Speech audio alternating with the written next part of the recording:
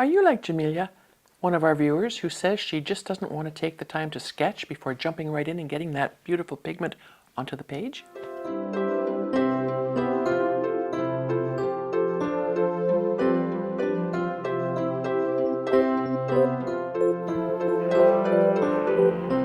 Welcome, Accomplices. I'm Lynda Norman. I'm a watercolor artist in the beautiful province of British Columbia. And today we're going to look at keeping our paintings loose and intuitive using the Hake brush. Well, Accomplices, I'm excited to play a little bit with the Hake brush today. It's one of my favorite ways to paint. I love the loose, intuitive flow that it allows me to achieve. And you know, it's something I go to often, and I just wanted to tell you a little bit about a message I got from Bobby, who said, well, if the bristles fall out of your Hake brush, you could have a Hake stick, and you'll fit right in up there in Canada. So I thought that was pretty hilarious. I loved that. Thank you, Bobby, for that suggestion. I'll keep that in mind. You know, these do tend to lose bristles on occasion. This one not so much. It's from Pro Art. It's a Ron Ranson brand. I don't know that they're available any longer. Ron Ranson has passed away some time ago, so I don't know where they're available. If you ever see one, you might want to grab one. They're not costly, and they are a workhorse. They hold tons and tons of water. This one has lots of, I call it real estate, lots of real estate on the end of it, so you can get lots of stipple power, lots of coverage. Really, one of the best tools I have in my studio. So we're going to paint loose and intuitive. We're not going to pre-sketch. If you know me at all, you know that that's not what I prefer to do. There are times when I like to sketch on greeting cards or smaller items. Once in a while, if I want to. I was just mentioning to Lorenz that I have a. There we go. This one here. I'm doing some mushrooms for a festival that's coming up, and so with this one I did sketch two little lines there just to keep. When I was doing my sky and my background, I didn't want to necessarily, you know, slop into that area. So that's what I would do there. But generally not something I prefer to do. I'm like Jamilia, who said she just likes to, they just like to just jump right in, and that's what I do. So with the Hake brush, it's fun, it's simple, it's a quick way to paint. I'm going to use my standard color palette. These are my favorites. I have updated them recently to include a cobalt blue and a few other changes, but hang on a second. I lied. I'm looking at it and it's like I did put cobalt blue in my new palette, but then I changed it out to another color. So we've got some other colors, and this one's, there we go. We'll use this one today. French Ultramarine is the color that I've added to this one. The cobalt is lovely. I just found, for me, in the way I paint, I like the deeper colors, so I put the French Ultramarine in there. So that's what I'm going to use today. Painting loose and intuitive. Sometimes I just get the paint down and let it do what it wants to do. Great example for that is some of the paintings that I do on canvas. This is on paper. This is on 100% cotton paper. I've been using this a fair bit lately. It's the Magnani 1404 Toscana brand. It's 300 GSM, 140 pound, 100% cotton paper. This is a block, and it's a rough grain. I like the block. It's glued on all sides except for this one little corner, and that can be lifted once it's dry. You just stick a palette knife under there. I like the block because if you leave your painting on the block until it's dry, any buckling that happens will just flatten right out, and you'll go back to a nice flat surface. I like the rough surface. especially for loose and intuitive painting, the little divots in the paper, it's kind of allow the pigment in the water to move around a little bit differently than if you were painting on a hot press smooth surface. That would be more suitable for more detailed painting. And I just am not, I'm not so much a detail painter. I can do it, and I have done it. It just doesn't bring me as much satisfaction, I think. And one of the reasons I paint loose and intuitive is time, honestly. I'm a busy nana. I have grandkids, and I have, you know, a husband and a puppy, and we're just always busy. So finding the time to sit and sketch and then have that sketch, I mean, I could sketch and then come back to it another day, but often I'm painting intuitively. So a sketch that I might have done on Tuesday, on Friday just I might not be feeling it. So I just like to sit down and explore my paints and the water and the paper and just let things flow. So I'm doing a fairly liberal covering of water to my page, and I think, as usual, I'll just take it right to the bottom because I like to sort of mirror in my landscapes. I like to mirror the sky into the foreground. Still don't know what that's going to look like at this point in time, but with this Hake brush, I can start laying in color.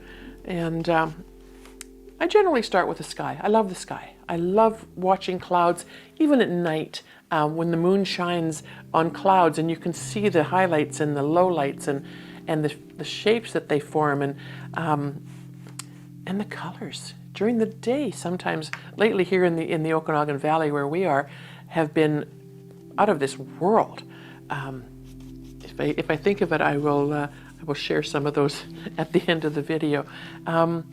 So, typical sky for me starts with a Mayan dark blue. I'm just gonna, I don't know if you can see this palette.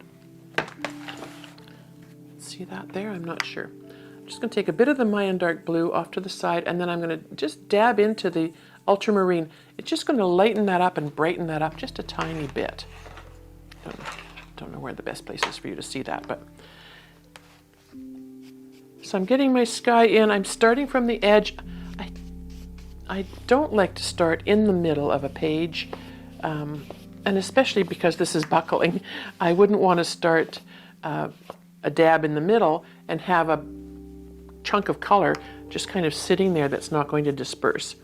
Some colors are more staining than others, and that really becomes a problem then if you get one of those colors sort of stuck in the middle of your piece. And I just want to dab one more time into the Mayan dark blue just to get a bit of other darkness coming through. And we'll make it a little bit uneven. And we'll bring this right down lightly to the bottom. If this turns out to be a lake, which it very often does, or a river, or some sort of a body of water, then this lighter blue will serve its purpose well there. If we decide at some point it needs to be a meadow or a piece of land, then that blue will be lovely with whatever colors we add to it. All right. At this point, I had enough moisture on the page that I'm not going to worry about. I didn't worry about putting an extra coat on. Sometimes, especially with 100% cotton paper, you can put a light coat on, let it sink in, and then wait a few moments, and then apply another color. This, obviously, my Hake brush allowed me to get enough water on there that things are buckling. I've dampened my paper towel. This is how I like to make my clouds. Keeps things loose and intuitive. So the paper towel is dampish. It's not dripping wet, it's just damp. And it allows me to sort of fold it so it's got a little more rounded edges. If I was to fold the paper towel and crunch it up dry, it would have sort of angular edges, which is fine as well. It just depends on how you like to place your clouds. And so just by going in and I don't change the surface. I'm still, you know, using that same bit with the little bit of blue coloring on there that I'm picking up off the page. And I just kind of imagine where some of these clouds might want to be. And some of them are a little bit fluffy, and the water will continue to sort of move things around a little tiny bit, but you've got enough whiteness of the paper coming through now that you've dabbed some of that out. And that's probably all I would do with that sky. Leave a little darkness over in that corner. Now with my Hake brush, and I don't know whether we can see that, all these colors or not, but so I'm going to go in now and put in some mountains. I've got Mayan dark blue on my Hake brush, just on the tip. I don't saturate the whole brush. I don't use the whole bristle. I'm using the tip of the bristle, and I'm just going to shape some mountain forms. Turn the brush around a little bit. That gives me a bit more darkness on my surface. I am just dabbing the paint on. There's enough water on the page. It's going to continue things moving, and I can turn my brush on an angle on the side, on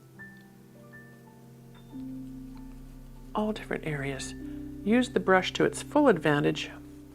I like to have the mountains in the background, you know, a little bit uneven. Looks like they might have some trees on them. We can go back in afterwards and definitely create more of those. Right up into the, let's see, I've touched the, this is probably not the right brush, but I wanted to get that little dab that I dropped in there. And of course now I've created a bloom. Never fear. We're going to take a dry brush, and this is similar to a Hake brush. It's just a little bit finer bristle. And you know what? If this doesn't work, because we're painting loose and intuitive, my intuition tells me that I can just put another mountain in front, right? So it's all is not lost. But I think I've managed to pull out enough of that wetness that I had dropped in there, trying to get rid of that little dot of color. And we can have some clouds. All right. We can go back in afterwards, and create more definition. But what this is allowing here is just a nice soft gray blue background, and the Mayan dark blue is beautiful for this. You could also use a Payne's blue gray, which is a combination of, I think, ultramarine and burnt umber, perhaps, or yellow ochre. I'm not sure, but you can mix your soft diffusing blues. And I like to keep things off center slightly, and not, you know, I wouldn't want anything converging in the middle, dead center either. So I try to keep things a little bit more uneven. And I think, just for interest's sake, we should put something in here, perhaps a little lakeshore. So I'll bring this down on this side with a little more of the Mayan dark blue. I'm putting this in just loosely and randomly, because these dark shades will turn out to be the shadows that will define some of the shrubbery and some of the things that we have growing around our lake. Okay, so playing a little Hake, as we do. And yeah, I will keep that in mind. If this brush ever loses all its bristles, Bobby, I will definitely turn it into a Hake stick, and it will have a place in my studio. That sounds like fun. All right. So these little dark patches will be, as I said, they will be the underside of, whoops, that kind of dabbed into the blue, ultramarine blue, but that's okay. And I do want just a little bit of a bit more of the dark blue, just shadowy undergrowth. And then I think, because I love to do rocks, I'm going to fill this area in here. Here's another example of where I did not tape the page off to be a specific size to fit in a mat. Fortunately, I have a great friend here in Kelowna, Roger Lee, who has a little art framing business called Art Framer, and he's able to cut mats to specific sizes for me, and so that's always a lifesaver when I forget to tape off the edges. He'll make it work. He's a magician when it comes to those things. All right. I think because I want these to be rocks, I'm probably going to get those other colors that I used to make my rocks in there now. And I typically use a little bit of undersea green, and while I've got that color out, I will go in and, still with my Hake brush, undersea green dabbed on the end of my brush, and this will form the next level of trees that are closer to me. Okay. At this point, I can decide what my third color will be, and usually 3 colors is ample for a painting. Once in a while, I will get the third color in. Very often it's quinacridone gold, because I love how it interacts with the Mayan dark blue and the undersea green. But sometimes after I get that in, I'll put in a little quinacridone rose or quinacridone purple. The quinacridones are beautifully formulated paints, especially the Daniel Smith brand, that I just love how they play together on the page and add that little pop of color.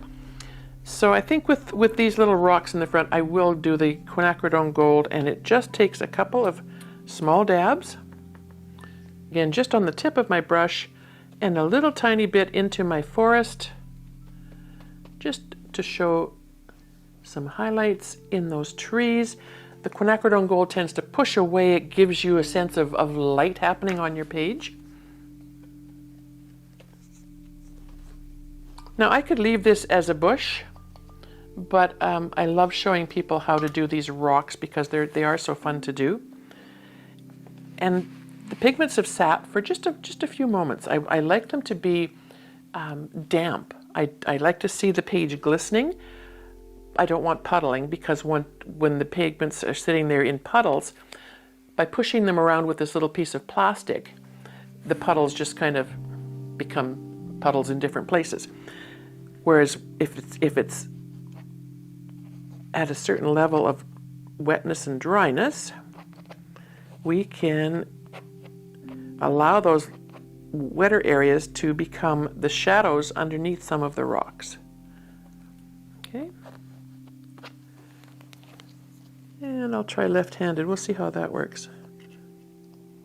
One day I'm going to paint a whole painting left-handed. See how that works. That'd be fun. Or not. We'll see. We will see. So again, I'm painting this right to the edge, which is probably a no-no, but that's all right. I'm doing it. So I've got a little bit of rocks there, which is kind of fun. I'm going to carry that. There's enough pigment on there, I can carry that just sort of across the bottom here.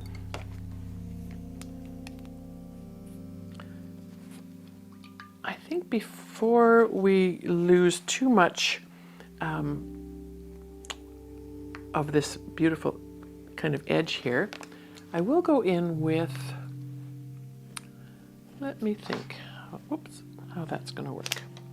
I would like a flat brush, and I had one out earlier. I don't know what I've done with it. Let me see if I can use this one. This will work. I'm going to dampen the brush. It's again one of the brights. I think they're called a bright. They're an acrylic brush. Stiff bristles. When they're damp, they come to a nice point on the edge, and they are great for carving out lines, lifting paint. And when I look at this, I kind of like how the paint that's on the forested area is kind of flowing down into the lake. And so I can use that if I decide to carve my shoreline up here.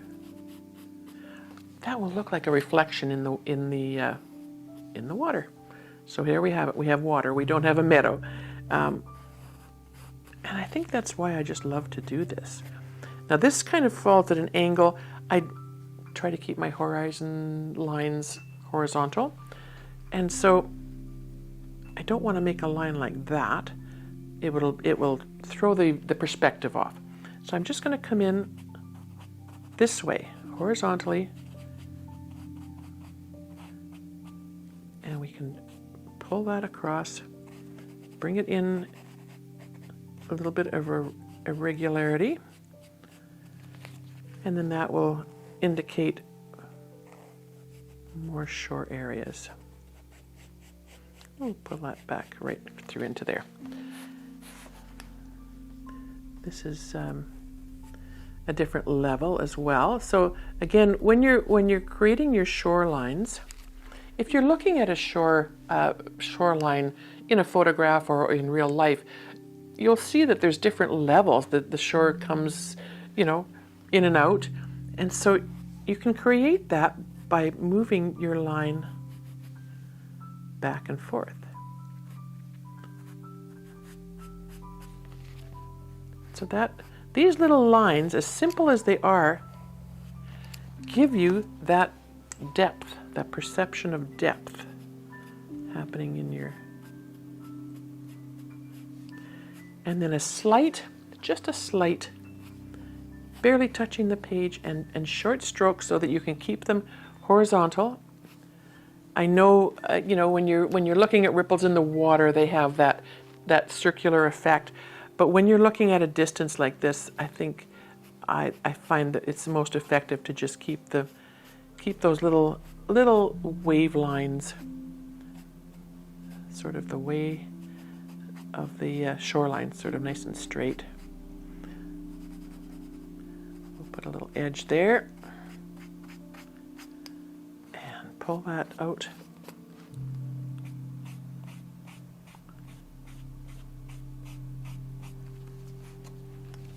This has got a bit of a bloom on it, pardon me, so I'm just going to go in and I'm going to pull that edge of that bloom out so that shadow looks like it's coming right out into the water.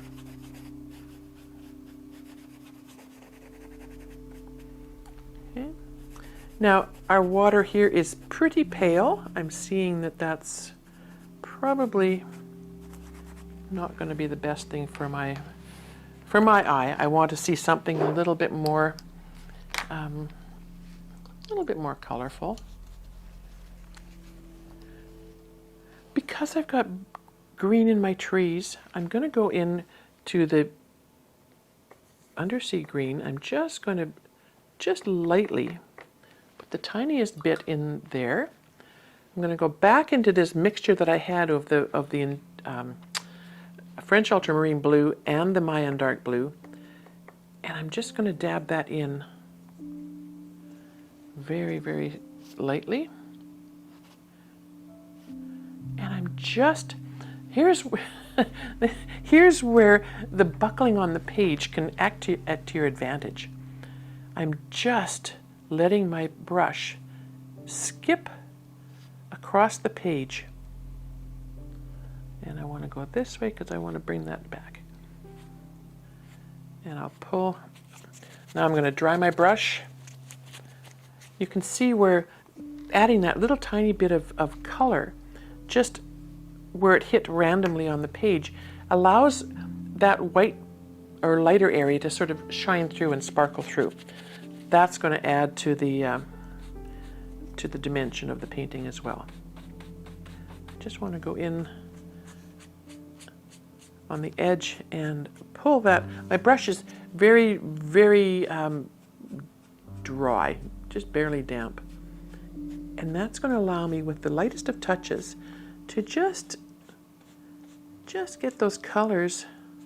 See, it's a bit damper than I thought, and it tried to create a bloom there, but I caught it. All right.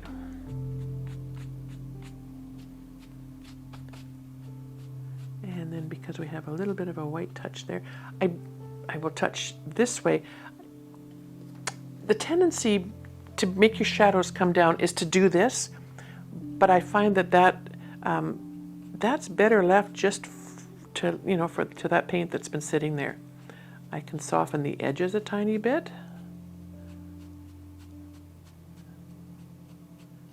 But that's all I want to do with that.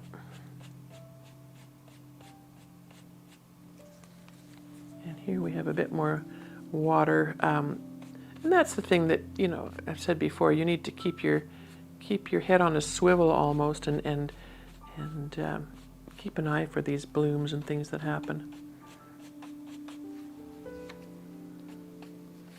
And because this was a divot in the little buckling in the paper, I do want to take that out, and I will just, as light as possible, just encourage that water to move along. This is kind of fun the way it's pulling out, so I'm just going to continue on with that. I love how that, pigment is lifting there.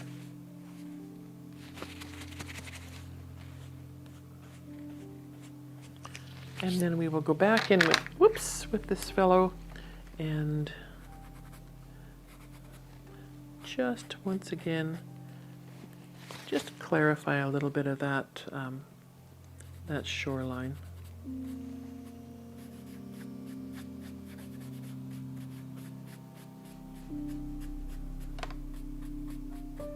Any place you see that there might be a bloom or a blossom, just the softest touch,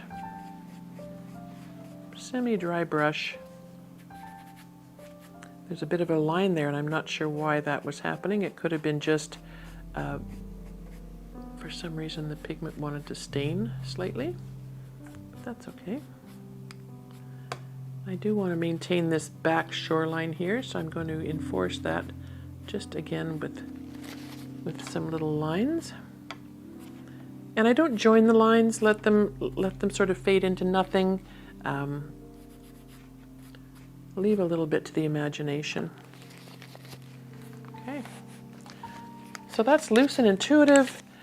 The only other thing I would probably do now is with my Lebanson 1.5 inch goat synthetic blend that I would not be without. I will go in and just define a couple of the treetops, and I will always, as always, start with my Mayan dark blue, and maybe a bit wetter. There we go. This is a fun exercise when you're trying to make trees and things a little bit more specific.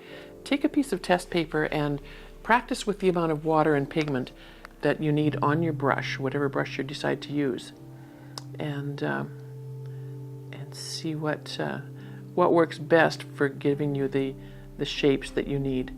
And this one is I kind of like making half trees almost. This one's going to be just coming up out of nowhere, and we'll put another one here. Nothing really specific. We just want the indication that yes, there's a tree, and this one's going to come down here. Maybe we'll add another one on the side here. Just those will fade off quite nicely, and just the odd place where those darker shadows that we created before with just dabbing the paint in,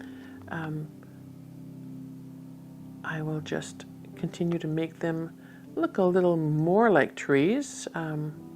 Again, keeping them quite loose. Nice to have a few, different options. If I think those would be too dark, I can just give them a little dab, and then that the paper towel if you use it scrunched up and don't get too worried about making it precise, it can take out bits of pigment randomly, and it gives you that really organic shape that you might want to incorporate into your painting. So from here, look at what your paints have left for you to work with. Enhance a few of them. Play around. You can darken some of the shorelines if you want.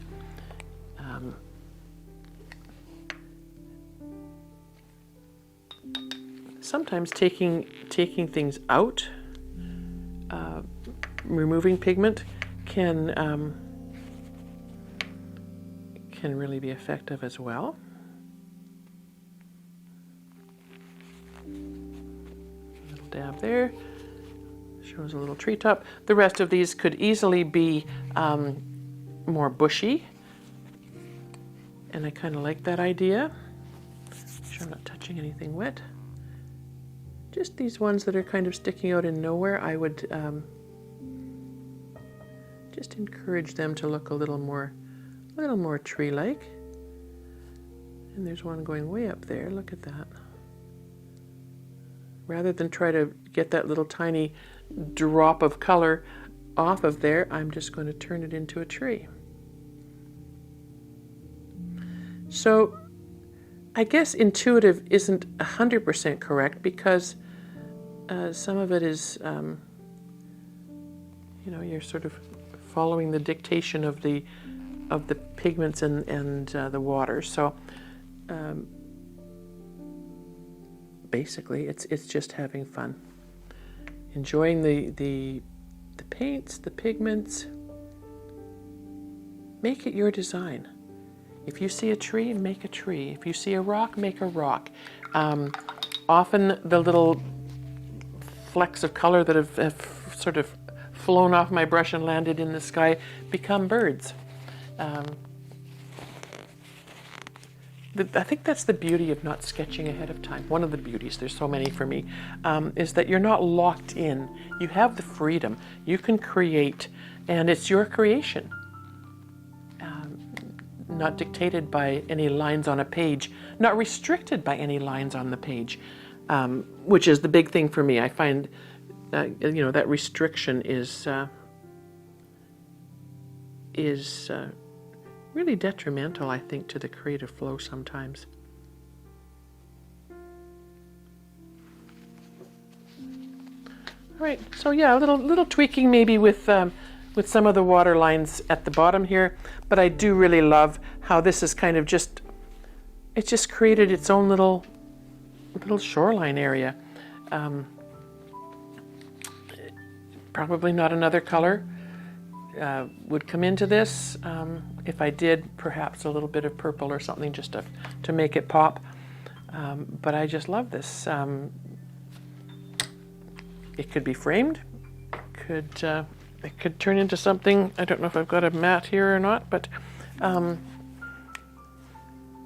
might play around with it a little bit more after the video here, and we'll pop up the finished piece at the end. Yeah, we'll just see where it ends up. A little dab here, a little dab there. I love the sky. I love skies, and so that's, if I have a happy sky, a good sky that feels good to me, then that's, for me, that's 80% of my job done. Give it a try. Take your Hake brush for a spin. Use your favorite pigments on your favorite paper, and just let some color lead the way. So if you like what you've seen, please subscribe to my channel, or visit my website, bandraistudio.com. That's BANDRAOI studio.com. Or head on over to our members area. As always, we're looking for ideas. Let us know what you'd like to see there.